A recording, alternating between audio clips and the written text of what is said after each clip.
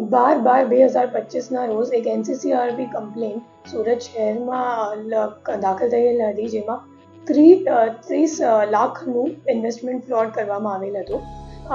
ત્રણેયની team મળીને ગણતરીના કલાકોમાં ડિટેક્શન કરી અને 13 તારીખે અમે લોકો ફરિયાદ કરી લીધી અને પછી 14 તારીખ સુધી અમે લોકો આરોપી સુધી પહોંચી ગયા. ટોટલ બે આરોપી છે. એમાં જે બે અક્યુઝ અત્યાર સુધી અમે લોકોએ ઝડપી પાડ્યું છે, બંનેનું નામ છે, એકનું નામ હિતેશ છે અને બીજાનું નામ ધાર્મિક છે.